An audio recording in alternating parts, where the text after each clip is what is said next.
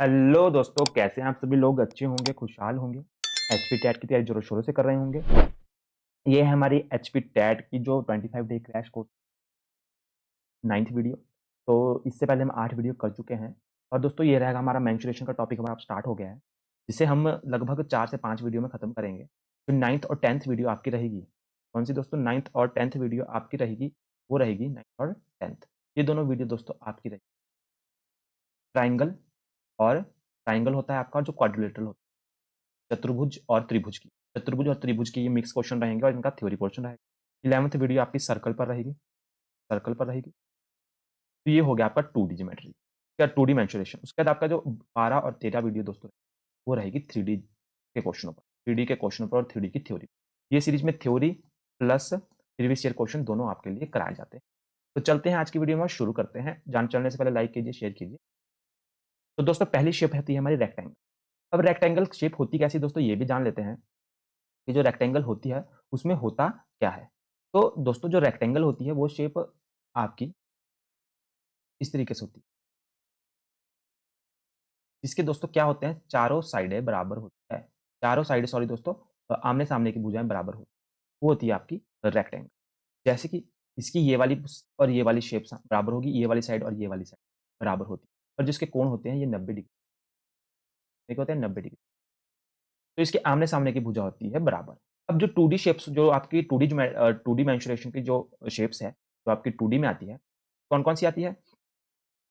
उसमें हम क्या क्या निकालते हैं? पैरामीटर, पैरामीटर और क्या निकालते हैं दोस्तों? एरिया निकालते हैं। पैरामीटर और एरिया निकालते हैं। पैरामीटर होता क्या है दोस्तों, पहले ये चल जान लेते हैं। दोस्तों पैरामीटर आपकी जो ये बाउंड्री होती है बाहर की, का जो लेंथ होती है, इसको निकालना क्या होता है? आपका पैरामीटर होता है। ये जो बाउंड्री होती है साइड साइड की लेंथ की, आपका निकालना क्या होता है? आपका लेंथ निकालना होता है पैरामीटर। आपने इस पूरी लेंथ को प्लस कर देना, वो आपका पैरामीटर होता है। एरिया क्या होता है दोस्तों? एरिया आपके पास होता है, ये आपका अंदर वाला हिस्सा होता है। आपका अंदर वाला हिस्सा है, इसकी पूरा एरिया निकालना, पूरा क्षेत्रफल निकालना आपका एरिया।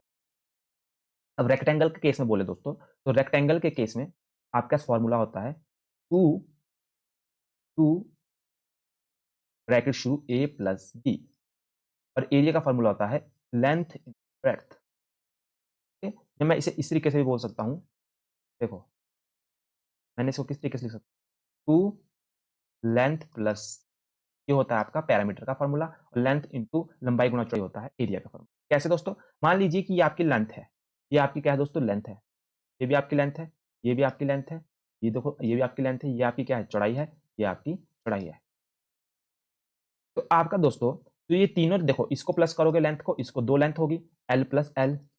अब क्या, इसको चौड़ाई को प्लस करोगे और इस चौड़ाई को प्लस करोगे तो क्या हो गया? 2L plus 2B। तो आ गया आपके पास 2 कॉमन L प्लस। वैसी लेंथ एरिया क्या होता है? लंबाई गुणा चौड़ाई। तो ये आ गया पैरामीटर के फॉर्मूले। अब बात करें अगले फॉर्मूले की, तो वो कौन सा रहेगा दोस्तों? वो रहेगा स्क्वायर का। आपको स्क्वायर का सबको ही पता होता है कि जो स्क्वायर होता है दोस्तों, स्क्वायर होता है आपका ये वाला, जिसमें क्या होता है? चारों साइडें क्या होती है आपकी? बराबर होती है। चारों साइडें बराबर होती है, वो होता है स्क्वायर। मतलब ए वाली साइड, ए वाली साइड, ए वाली साइड और ये वाली चारों साइडें बराबर होती है। तो इसके एरिया का फॉर्मूला दोस्तों, एरिया का फॉर्मूला दोस्तों इसके होता है ए का स्क्वायर। मतलब अगर मैं इसकी एक साइड को ये बोलता हूँ, इसका नाम भी ए, इसका भी ए ही होगा क्योंकि चारों साइडें बराबर है। एरिया होगा ए इंटू ए, ए का स्क्वायर। और पैरामीटर का फॉर्मूला होगा दोस्तों 4a, क्योंकि चारों साइडें क्या है? बराबर है। पैरामीटर होगा 4a। इसे अपने पास लिख लीजिए, मैं मिटाता हूँ। उसके बाद आता है आपका ट्रायंगल। देखो दोस्तों ट्रायंगल ऐसी शेप्स है जिसके काफ़ी फॉर्मूले निकल के आते हैं। जैसे जो ट्रायंगल होती है दोस्तों, आपके पास ये एक ट्रायंगल है, नॉर्मल ट्रायंगल है, आपको पता नहीं है कि ट्रायंगल कौन सी है। तो इसका फॉर्मूला होता है, और आपको इसकी तीनों साइडें पता है, ए प्लस बी प्लस, आपको इसकी दोस्तों तीनों साइडें पता है। इसका फॉर्मूला क्या होता है? देखो इसका फॉर्मूला निकालना बहुत ही ईजी है। आपको इसमें कुछ नहीं सोचना। पहले तो आपको निकालना होता है इसमें एस। एस क्या होता है? ए प्लस बी प्लस सी, मतलब सारी साइड का प्लस करके डिवाइड बाय 2। सारे साइडों का प्लस करके डिवाइड बाय 2। इसके बाद क्या करोगे दोस्तों, अगर आपको इसका क्या निकालना है? एरिया निकालना है। एरिया निकालना तो आप क्या करोगे? अंडर रूट एस लोगे, ये s, s minus a, s minus b, s minus c और s minus a, s minus b, s minus, ठीक है। ये आपका होगा formula, s, s minus a, s minus b, s. ये होता है एरिया का फॉर्मूला, जब आपको तीनों साइडें पता हो। इसमें फर्क नहीं पड़ता कि आपकी ट्राइंगल कौन सी है। अगला फ़ॉर्मूला दोस्तों, अगले फ़ॉर्मूले की बात करें ट्रायंगल के। ठीक है? अगले फ़ॉर्मूले की बात करें अगर आपकी दूसरी शेप कौन-सी है ट्रायंगल अगर आपके पास राइट एंगल ट्रायंगल होता है जिसकी क्या होती है 90 डिग्री पर जो होता है। और इसका एरिया का फ़ॉर्मूला दोस्तों स्पेसिफिक फ़ॉर्मूला होता है राइट एंगल जो ये वाला फ़ॉर्मूला मैंने बताया ये फ़ॉर्मूला कहीं भी लग सकता है, किसी भी ट्रायंगल पे लग सकता है। परंतु जो मैं ये दूसरा फ़ॉर्मूला बता रहा हूँ ये स्पेसिफिक राइट एंगल ट्रायंगल पे लगेगा। इसका देखो दोस्तों पैरामीटर होता है इसका पैरामीटर क्या होता है तीनों साइडों का प्लस। मान लीजिए ये है इसकी एक साइड, ये है इसकी दूसरी साइड, ये है इसकी तीसरी साइड। तो तीनों साइडों का प्लस कर दोगे, ठीक है? तो मैंने इसे मान लिया ए, इसे मान लिया बी और इसे मान लिया मैंने डी। ए, डी डायगोनल। मैंने इनको तीनों का प्लस कर दूँगा ए प्लस बी प्लस डी, ठीक है? या मैं इसे मान लेता हूँ दोस्तों एच। ऐसा भी कर सकते हैं चलो इसे एच मान लिया जाए। एच मैंने इसे मान लिया। यहाँ भी आप क्या करोगे एच करो। अब इसका एरिया का फ़ॉर्मूला क्या होता है दोस्तों? 1/2 बेस ये बेस होता है दोस्तों ये वाला बेस, ये वाली लाइन बेस है। Base into height. हाइट होती है ये आपकी लंबाई। हाइट कौन-सी होती है प्यारे दोस्तों? तो ये है आपकी ये वाली हाइट है और बेस होता है ये वाला नीचे। Base into height. अगर तीसरी शेप क्या होगी आपके पास? अगर तीसरी शेप क्या होगी आपके अगर आपके पास शेप है इक्विलेटरल ट्रायंगल। इक्विलेटरल ट्रायंगल क्या होता है? ऐसा ट्रायंगल दोस्तों जिसकी क्या होती है 2 साइडें की सारी साइडें दोस्तों, जिसकी सारी साइडें क्या होती है बराबर होती है। इसे बोलते हैं इक्विलेटरल ट्रायंगल। मतलब ए बी और ये वाली तीनों साइडें क्या होगी बराबर होगी। मतलब इसकी लेंथ ए होगा, इसकी लंबाई बी होगी और इसकी लंबाई बी होगी। तो इसके पैरामीटर का फ़ॉर्मूला दोस्तों क्या हो जाता है? तीनों साइडों का प्लस कर देंगे 3a ए 3a हो जाएगा। और एरिया का फ़ॉर्मूला क्या हो जाएगा दोस्तों इस एरिया का फ़ॉर्मूला इसका होता है √3/4 √3/4 ए का ये इसका एरिया का फ़ॉर्मूला होता है। √3/4 ए का स्क्वायर। अच्छा अगली शेप कौन-सी आ सकती है हमारी ट्रायंगल में आपके पास? Isosceles right angle triangle. Isosceles triangle या राइट एंगल, ठीक है? Isosceles right triangle. इसका फ़ॉर्मूला क्या हो सकता है? देखो दोस्तों ऐसे तो जो आपके पास ट्रायंगल का ये वाला जो राइट एंगल ट्रायंगल का फ़ॉर्मूला है वो आपको पता है कि 1/2 बी इंटू एच। इस फ़ॉर्मूले को याद करने की ज़रूरत नहीं है। आगे देखते हैं। ये आपके मैक्सिमम फ़ॉर्मूले हो गए। अब आ जाते हैं आपके ट्रायंगल के, अब आ जाते हैं आपके पैरेललोग्राम के पास। पैरेललोग्राम में फ़ॉर्मूले दोस्तों क्या-क्या होते हैं और पैरेललोग्राम में शेप क्या-क्या होती है? देखो पैरेललोग्राम एक ऐसी तरह की शेप होती है, इसमें क्या होता है थोड़ी तिरछी सी शेप होती है। जो होती है एक तिरछी सी, इस तरीके की शेप होती है, इस तरीके की ये शेप होती है, ठीक है?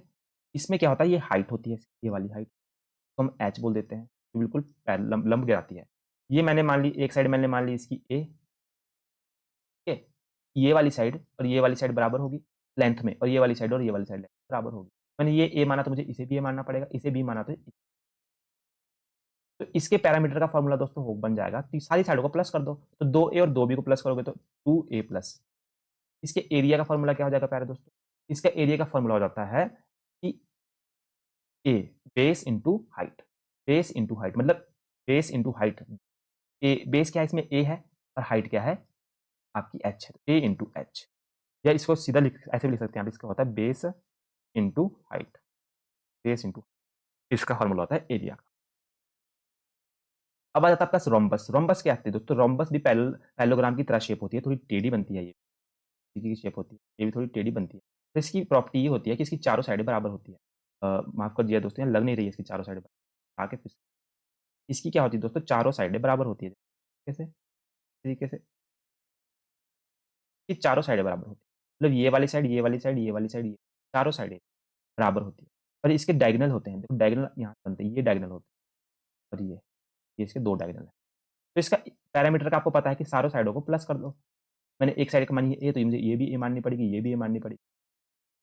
मुझे पैरामीटर 4 आ जाएगा और इसका आपका जो एरिया का फ़ॉर्मूला होगा 1/2 डायगोनल 1 इंटू डायगोनल ये इसका फ़ॉर्मूला ठीक है? व D1 इंटू D2 और कई केस में दोस्तों आप इसका फ़ॉर्मूला क्या ले सकते हैं? बेस इंटू हाइट वाला भी ले सकते हैं। अगर आपको यहाँ पे कहीं से गलती से हाइट दे दिया है इसकी अभी और बेस भी पता है आपको तो आप बेस इंटू हाइट वाला फ़ॉर्मूला भी ठीक है? ये वाला फ़ॉर्मूला भी। अगली शेप आ जाती है दोस्तों ट्रेपेजियम। ट्रेपेजियम क्या शेप होती है दोस्तों? ट्रेपेजियम की शेप होती है इस तरीके की कुछ ये थोड़ा अच्छा बनाने के लिए तो इसकी शेप होती है कुछ इस तरीके से। ये और एक होती है तो ये दोनों साइडें होती है दोस्तों, ये बराबर होती है।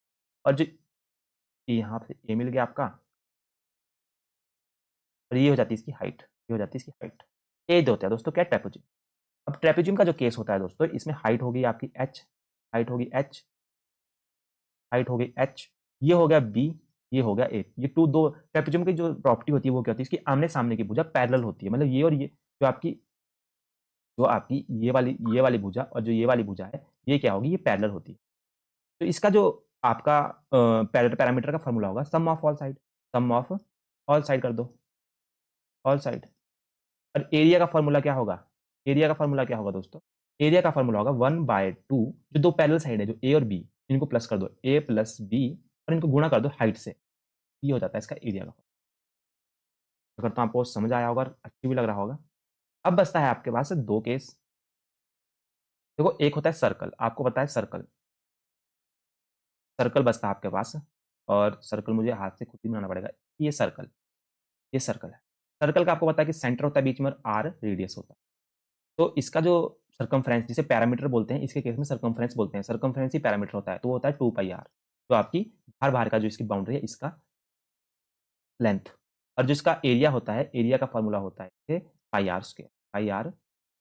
और इसके ही केस आता है सेमी सर्कल, जो इस तरीके से होता है सेमी सर्कल, चांद तरीके से, डी होती है आपकी, ये इसका सेंटर होता है, ये सेमी सर्कल।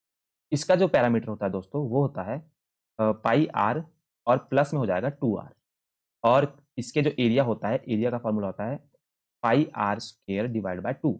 ये मैंने क्यों किया, क्योंकि देखो एरिया जो सर्कल के एरिया का फॉर्मूला होता है वो होता है πr², सर्कल के एरिया का फॉर्मूला होता है πr²। मैंने इसमें क्या कर दिया, जब सेमी सर्कल है मतलब आधा सर्कल है, तो मैंने इसके एरिया को भी आधा कर दिया, ये आ गया πr² डिवाइड बाय 2। यहाँ पे दोस्तों हमारे 2D के जो सारे फॉर्मूले हैं वो खत्म हो जाते हैं। अब हम आएंगे अपने टॉपिक्स पे और क्वेश्चंस पे। मतलब टॉपिक्स जो हमारी थ्योरी पोर्शन है मैक्सिमम खत्म है, अब क्वेश्चन की मदद से हम समझेंगे, क्वेश्चन की मदद से हम टॉपिक की पूरी डीप डेप्थ एनालिसिस करेंगे, पूरी गहराई में जाके एनालाइज करेंगे। तो चलते हैं, सारे प्रीवियस ईयर क्वेश्चन आपको मिल जाएंगे। देखो each diagonal of square is 10 centimetre long then its area. वर्ग के प्रत्येक विकर्ण की लंबाई 10 सेंटीमीटर है, तो इसका क्षेत्रफल क्या है। मैं आपको पहले बता दूं कि जो स्क्वायर होता है उसकी चारों साइडें बराबर होती है। चारों साइडें क्या होती है दोस्तों, इसकी बराबर होती है। ये इसका, ये इतना, और मैंने इतना ही ऊपर को, तो ये मैंने इतना, ये चारों साइडें क्या होती है दोस्तों, इसकी बराबर होती है।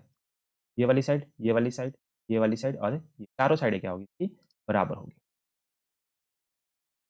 अब पूछा कि इसका diagonal, each diagonal of square is 10 centimetre. Diagonal मैंने आपको बताया है कि डायगोनल क्या होते हैं, डायगोनल होते हैं ये होते हैं डायगोनल। तो ये बोल रहा है कि स्क्वायर का जो डायगोनल है वो 10 सेंटीमीटर का है, तो इसका एरिया बताओ। तो मैंने आपको स्क्वायर का एरिया का फॉर्मूला तो बताया था, एरिया क्या होता है, ए का स्क्वायर, ए इंटू ए, तो ए का स्क्वायर। परंतु अगर इसका डायगोनल दिया हो, साइड ए होती है साइड, परंतु आपका डायगोनल दिया है, तो इसका फॉर्मूला एक और फॉर्मूला होता है, इसे लिख लीजिएगा d² divide by 2, d² divide by 2। अगर आपको साइड की बदले डायगोनल दी हो तो आप फॉर्मूला लगा दोगे d² डिवाइड बाय 2। तो डी देखो, डी कितना दिया, डायगोनल कितना दिया, 10 दिया है, तो 10 का स्क्वायर होता है 100 डिवाइड बाय 2, तो आपका आ जाएगा 50 सेंटीमीटर, 50 सेंटीमीटर। ऑप्शन बी आपका इसका आंसर होगा। आशा करता हूँ समझ आया होगा। अगर एरिया होता है, अगर आपके पास साइड दी हो तो एरिया होगा ए स्क्वायर, अगर आपका साइड नहीं देके डायगोनल दिए हो तो एरिया होगा आपका d² डिवाइड बाय। अगले क्वेश्चन की तरफ रखा है, एंड लेंथ दे रखी है x प्लस 9y, तो फाइंड द चौड़ाई मतलब ब्रेड्थ आपको निकालनी है। तो काफी इजी क्वेश्चन है, कुछ नहीं करना है इस क्वेश्चन में। देखिए आपको पता है रेक्टेंगल की एरिया क्या होता है, रेक्टेंगल का एरिया, रेक्टेंगल का एरिया होता है लंबाई गुणा चौड़ाई। तो आपको पता है इसका एरिया क्या है, लंबाई भी दे रखी है, लंबाई कितनी है x प्लस 9y, चौड़ाई आपको निकालनी है, और आपको एरिया भी दे रखा है x² plus 12xy minus plus 27y²।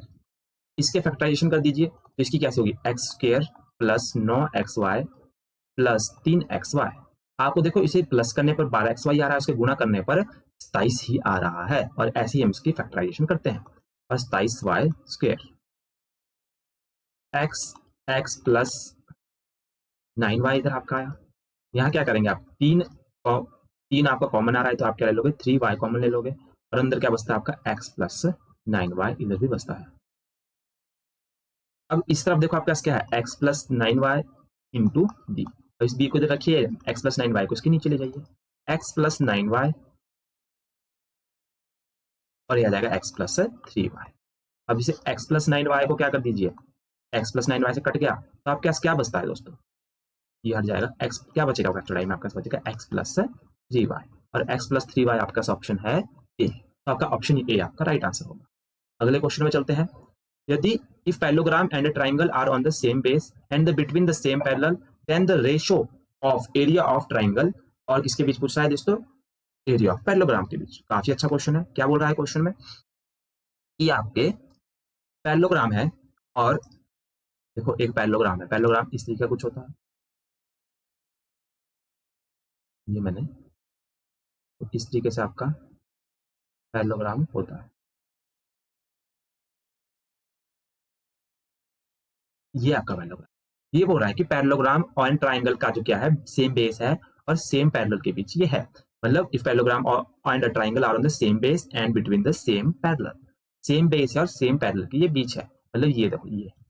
अब देखो इसमें क्या सीन है कि जो आपका ये ट्राइंगल है, ये जो ट्राइंगल है, ये वाला आपका ट्राइंगल जो बन रहा है इस पैरेललोग्राम के अंदर, ये वाला, ये देखो इनका जो पैरेललोग्राम है और जो ट्राइंगल है इसका सेम बेस है, सेम बेस है और इसके सेम पैरेलल है। मतलब पैरेलल का मतलब आप समझ रहे हैं कि जो ये पैरेलल लाइन है और ये पैरेलल लाइन है, इनके बीच है ये। तो बताइए इनके बीच का रेशियो क्या होगा। तो दोस्तों देखो, एक एक क्या है हमारे पास, एक पैरेललोग्राम है, एक पैरेललोग्राम है और एक पैरेललोग्राम से कितने ट्राइंगल बन रहे हैं। देखो एक पैरेललोग्राम से आपके पास बन रहा है दो ट्राइंगल, एक ट्राइंगल ये भी हो गई, वो एक ट्राइंगल ये हो गई, एक दो ट्राइंगल बन रही है, तो इनका रेशियो आ जाएगा 1/2, 1/2। क्या आ जाएगा दोस्तों, 1/2। या आप ऐसा समझ सकते हैं कि एक ट्राइंगल है और एक ट्राइंगल है और एक पैरेललोग्राम है, एक पैरेललोग्राम के बीच निकल रहे हैं दो ट्राइंगल, तो इनके बीच का रेशियो हो जाएगा 1/2। अगला क्वेश्चन, the area of equilateral shown in the figure, बताइए इसका एरिया क्या होगा। देखो दोस्तों बहुत ही इजी क्वेश्चन, अगर आप ऑब्जर्वेशन आपकी अच्छी है तो यहाँ पे आप ऑब्जर्व कर रहे होंगे कि यहाँ पे देखो एक ये है, देखो दो ट्राइंगल यहाँ से बन रही है, दो ट्राइंगल इस शेप में बन रही है, एक ट्राइंगल ये हो गई और दूसरी ट्राइंगल आपकी कौन सी हो गई, दूसरी ट्राइंगल आपकी ये वाली हो गई, ये वाली दूसरी ट्राइंगल आपकी ये वाली हो गई मेरे दोस्तों। तो अब इन दोनों ट्राइंगलों का देखो बेस सेम है, बेस सेम है, तो बताओ कि इसका शेप का एरिया कितना होगा। तो आपको पता है ट्राइंगल का फॉर्मूला एरिया निकालने का, तो आप क्या करोगे, 1/2 बेस इंटू हाइट। ट्राइंगल 1 मैंने इसको ट्राइंगल 1 लिख दिया, triangle 2 same formula 1/2 base into height. देखो जो पहली ट्राइंगल है जो पीले कलर में है, इसका बेस कितना है, इसका बेस 6 है, ठीक है, और हाइट कितनी है दोस्तों, इसकी हाइट है इसकी 3/2। जो दूसरा बेस है जो लाल कलर में है जो ट्राइंगल, उसका बेस भी कितना है, 1/2 बेस उसका भी 6 है, और हाइट देखो उसकी कितनी है, हाइट उसकी 5 है। तो इन दोनों को निकाल दीजिए, 2 3 6 तो 3। पहले ट्राइंगल का जो एरिया आ गया वो 9 आ गया और दूसरे ट्राइंगल का आ गया 15। हमारे को टोटल एरिया निकालना है तो हम दोनों ट्राइंगल को प्लस कर देंगे, ट्राइंगल 1 प्लस ट्राइंगल 2, फिर आ जाएगा 9 प्लस 15 कितना आ जाएगा दोस्तों, 24 सेंटीमीटर स्क्वायर। तो 24 सेंटीमीटर स्क्वायर इसका दोस्तों आंसर आ जाएगा। अगले की तरफ बढ़ते हैं। If two adjacent side of triangle are, ये है आपके पास, ये तो पैरामीटर बताओ। तो आपको मैंने पहले भी बताया है, कि पैरामीटर का फॉर्मूला क्या होता है। पैरामीटर का फॉर्मूला आपका क्या हो जाएगा इधर, आपने कुछ नहीं करना है, आपने पैरामीटर जो रेक्टेंगल होता है उसके पैरामीटर का फॉर्मूला होता है 2a प्लस b, ठीक है। टू पहली साइड कौन सी है, पहली साइड a है, दूसरी साइड b है, तो आपकी पहली साइड क्या है, a साइड जो है वो कितनी दी है, 3x² माइनस 2y², प्लस कर दोगे दूसरी साइड, जो दूसरी साइड कितनी दी है क्वेश्चन में, x² प्लस 3xy। अब क्या करोगे, इनको प्लस कर दो, 3x² और x², तो ये आ जाएगा आपके पास 4x²। क्या आ जाएगा दोस्तों, 4x² minus 2y² is equal to 3xy। दो से इसको गुणा कर दो, 4 दूनी 8x², 4y², 6xy, जो कि ऑप्शन आपका कौन सा बन रहा है, ऑप्शन ए आपका बन रहा है, देख लीजिए। अगले क्वेश्चन की तरफ, यदि एक त्रिभुज समांतर चतुर्भुज को एक ही आधार और एक ही समांतर रेखाओं के बीच है, तो त्रिभुज के क्षेत्रफल समांतर चतुर्भुज के क्षेत्रफल का क्या होगा। तो देखो दोस्तों ये क्वेश्चन फिर से वही क्वेश्चन आ गया जो मैंने पीछे बताया था, 1:2। जब एक पैरेललोग्राम हो, हमेशा ध्यान रखिएगा, एक पैरेललोग्राम हो और उसके बीच एक ट्राइंगल बनी हो, तो उन दोनों का रेशो होता है रेशो 1:2, 1:2, ठीक है। तो मतलब हाफ होता है, मतलब हाफ, तो half of the area of parallelogram, option A, half of the area of parallelogram.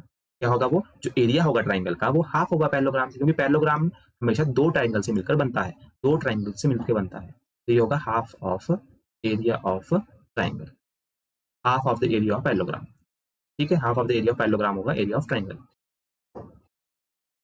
आगे करते हैं, if the diagonal of the rhombus are 10 centimetre and 8.2 centimetre then the area of rhombus is. बहुत अच्छा question है, मैंने area of rhombus का formula आपको बताया है।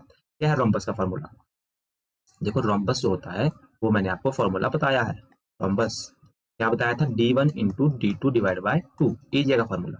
तो आपके पास क्या दे रखा है? एक डायगोनल दे रखा है 10, दूसरा देखा है 8.2, डिवाइड में कर दोगे उसको 2, तो 10 गुना 82, मैंने इसका 10 नीचे उतार दिया तो यहाँ गया 20। इस जीरो से मैंने ये जीरो काट दी, इससे मैंने ये काट दिया तो आ गया 41 सेंटीमीटर स्क्वायर। तो ऑप्शन ए आपका आंसर होगा। अगले क्वेश्चन की तरफ बढ़ते हैं दोस्तों। Two sides of the triangle are 12 centimetre, 14 centimetre and the parameter of the triangle is 36 centimetre. What is the third side? देखो आपसे बहुत अच्छा क्वेश्चन पूछा है कि दो साइड है ट्राइंगल की 12 और 14 सेंटीमीटर है और पैरामीटर ट्राइंगल का 36 है, तो बताइए कि थर्ड साइड क्या होगी। आपको ट्राइंगल के पैरामीटर का फॉर्मूला पता है, तीनों साइडों का प्लस ए प्लस बी प्लस सी, और इसमें ए प्लस बी प्लस सी होता है आपका पैरामीटर का फॉर्मूला। आपके पास पैरामीटर दे रखा है 36, तो डाल दीजिए। आपके साइड ए दे रखी है 24 12, दूसरी दे रखी है आपका 14, तीसरी आपको निकालनी है। तो 36 इन दोनों को प्लस कर दोगे कितना जाएगा 24, तो 36 माइनस 24 कर दोगे इक्वल टू सी। तो ये कितना आ गया दोस्तों? ये आ गया आपके पास 10। ठीक है, कितना आ गया? 26 आ गया दोस्तों, 24 नहीं 26 आया। 36 माइनस 26 आ जाएगा आपके पास 10। ऑप्शन बी आपका आंसर होगा। अगले क्वेश्चन की तरफ चलते हैं। The parallel side of the trapezium field are 12 metre and 20 metre. If the distance between the parallel side is 8 then the area of field. देखो मैं आपको यही बता देता हूँ, ट्रेपेजियम मैंने आपको पहले भी बताया था कि ट्रेपेजियम होता है इस तरह की शेप, कुछ इस तरह की शेप होती है ट्रेपेजियम, जो पैरेलल होती है एक दूसरे के। ठीक है, अब इसमें क्या बोल दिया है कि इनकी ये होती है ट्रेपेजियम। इसमें बोल दिया है आपके पास, इसमें आपके पास क्या बोला है कि जो ट्रेपेजियम है इसकी हाइट है आपके पास, डिस्टेंस बिटवीन टू पैरेलल, ये वाली रेखा, ये वाली और ये वाली पैरेलल होती है। ठीक है, ये वाली भुजा और ये वाली भुजा आपकी पैरेलल होती है, तो इनके बीच का जो डिस्टेंस है वो है आपका 8 मीटर। मतलब ये वाली लाइन है आपकी 8 मीटर। कितनी है? 8 मीटर। और आपके पास ये जो एक साइड एक लेंथ है, जो ये वाली लेंथ है ये दे दी है 12 सेंटीमीटर और नीचे वाली लेंथ दे दी है 20 सेंटीमीटर। तो बताओ एरिया क्या होगा? तो आपको एरिया का फॉर्मूला इसके पता है। क्या होता है इसके एरिया? इसका एरिया होता है 1/2 लेंथ ऑफ पैरेलल साइड, मतलब 20 और प्लस 20 प्लस 12 कर दोगे, length of sum of length of parallel side, मतलब पैरेलल साइड की जो लेंथ है उनको सम कर दोगे 20 प्लस 12 और गुना कर दोगे हाइट से। हाइट है 8, दो चौके 8, 4 से काट दो, 20 32 गुना 4, 32 गुना 4, 4 दूनी 8, 4 3 12, 128 मीटर स्क्वायर आपके पास। इसका आंसर आ रहा है ऑप्शन ए। अगले क्वेश्चन की तरफ बढ़ते हैं। देखो क्या बोला है, एक आयताकार हॉल की चौड़ाई उसकी लंबाई की 3/4 है। अगर उस हॉल का क्षेत्रफल 300 वर्ग मीटर है तो उसकी लंबाई और चौड़ाई में अंतर बताइए। बहुत अच्छा क्वेश्चन है। देखो खुद ही बोल रखा है इन्होंने कि एक आयताकार हॉल की चौड़ाई उसकी लंबाई से 3/4 है। मतलब इसमें हम क्या कर सकते हैं इस तरह के क्वेश्चन में दोस्तों? इस तरह के क्वेश्चन में आपको करना बहुत ईजी है, क्योंकि आप इसमें क्या करोगे, आप इसमें क्वेश्चन से ही बोल रहे कि एक the width of the rectangle hall is 3/4 of its length. 3/4 of its length है, मतलब आपकी चौड़ाई कितनी होगी? आपकी चौड़ाई होगी 3 और लंबाई होगी 4, क्योंकि ऊपर वाला हमने चौड़ाई है और वो किसके हैं? लेंथ के 3/4 है, तो लेंथ होगी 4। इस तरीके से मान सकते हैं, ऐसे एक्स मान लीजिए 3x और 4x। ठीक है, हमें क्योंकि एक्चुअल लेंथ और लंबाई और चौड़ाई पता नहीं है, हमने खुद से मानी है क्वेश्चन के हिसाब से।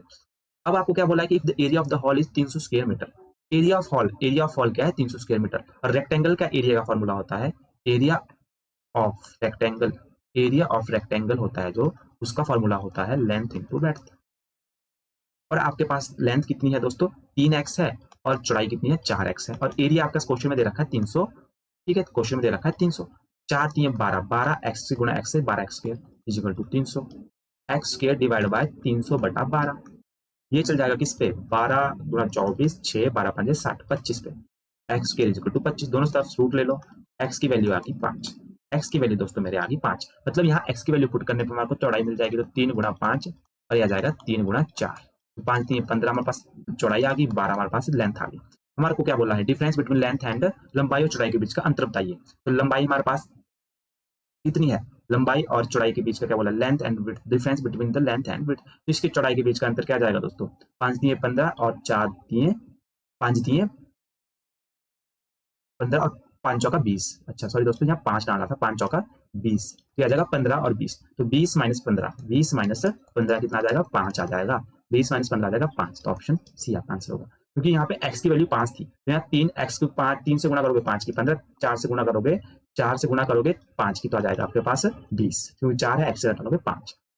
अगला क्वेश्चन, the area of square and rectangle are equal if the side of the square is 40 centimetre and breadth of the rectangle is 25 centimetre, then parameter of the rectangle. तो पैरामीटर आपसे पूछा है इसमें। देखो एरिया ऑफ स्क्वायर दिया है, area of square and rectangle equal है। देखो area of square and area of rectangle equal है, ठीक है। If the side of the square is 40 centimetre, और स्क्वायर की आपके पास साइड दे दी है कितनी, 40, ए दे दिया आपके पास 40, और जो आपके पास रेक्टेंगल है उसकी क्या दे दी है, ब्रेड्थ ऑफ रेक्टेंगल इज 25, इसकी दे दी है आपके पास चौड़ाई, ठीक है। चौड़ाई दे दी है आपके पास इसकी, चौड़ाई दे दी है आपके पास इसकी कितनी, 25। तो पता है कि पैरामीटर ऑफ रेक्टेंगल, आपको पता है कि स्क्वायर के एरिया का फॉर्मूला क्या होता है, ए का स्क्वायर, तो मतलब एरिया स्क्वायर का क्या जाएगा, 40 का स्क्वायर, 1600 आ जाएगा। आपको बोला है कि एरिया ऑफ स्क्वायर और एरिया ऑफ रेक्टेंगल इक्वल है, तो मतलब रेक्टेंगल का स्क्वायर भी यही होगा, रेक्टेंगल का एरिया भी यही होगा 1600। अब रेक्टेंगल के एरिया का फॉर्मूला क्या होता है, लेंथ इंटू ब्रेड्थ, ये हो जाएगा 1600 के बराबर। अब आपका चौड़ाई दे रखी है तो उसकी जगह डाल दो 25, यहाँ लेंथ 1600, तो आपका आ जाएगा एल 1600 डिवाइड बाय 25। अब 1600 डिवाइड बाय 25 को सॉल्व कर लो, 25 चौके 100, 25 5 125, 25 इक्वल ये आ जाएगा 25 चौके 100, फिर से 10 64 आ जाएगा लेंथ। तो लेंथ कितनी आएगी, 64। आपसे क्या पूछा है, आपसे पूछा है दोनों पैरामीटर ऑफ रेक्टेंगल। तो पैरामीटर ऑफ रेक्टेंगल का फॉर्मूला होता है 2 इंटू लेंथ इंटू ब्रेड्थ, लंबाई प्लस चौड़ाई। तो दो लंबाई कितनी है, 64 है, और आपका चौड़ाई कितनी है, 25 है। तो आ जाएगा 9 और 5 और 4 9, 6 और 2 8, 89। 89 को गुणा करना पड़ेगा 2 से, क्योंकि यहाँ पे 2 है। तो आ जाएगा 9 दूनी 18, 8 1 8 दूनी 16 17 178। तो ऑप्शन डी आपका आंसर होगा। तो यहाँ पे ये 178 इसका आंसर आ गया है। अब हम यहाँ पे इस वीडियो को रोकते हैं, अगली वीडियो यहीं से स्टार्ट होगी, क्वेश्चन नंबर इससे अगले क्वेश्चन से ही। तो मिलते हैं अगली वीडियो में दोस्तों, बाय बाय, और आशा करता हूँ कि आपको वीडियो अच्छी लगी होगी। लाइक कीजिए, शेयर कीजिए, सब्सक्राइब कीजिए। बाय बाय दोस्तों।